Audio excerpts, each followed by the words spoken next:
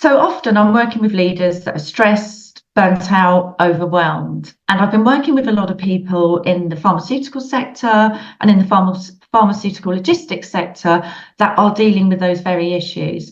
And they are functional leaders. So, for example, procurement, finance, IT, tech.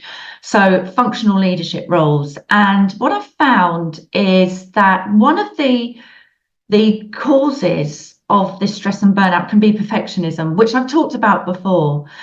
But what I've found is that with certain styles that lend themselves towards detail working, when they're under pressure, that detail goes up by 50%. It really, really increases because when we're under pressure, we tend to do the things that are familiar to us. So we might shut down and be quiet. We might not talk about what's going on for us or share that we're feeling overwhelmed.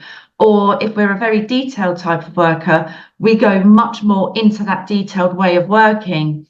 And very often people come to me and say, I'm terrible at time management. I'm just not on top of things. They sort of chastise themselves.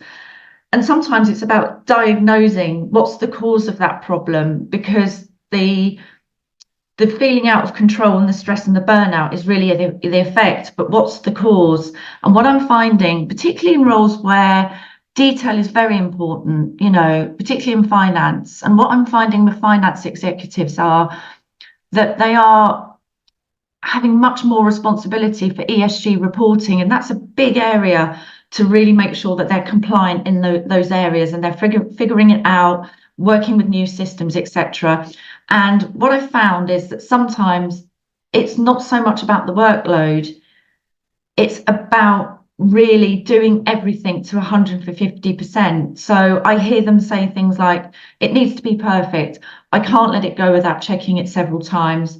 And what I help them to do is uncover those patterns and say to them, right, let's look at some of these recurring patterns where you think it should take this long to do this, but it's taking this long.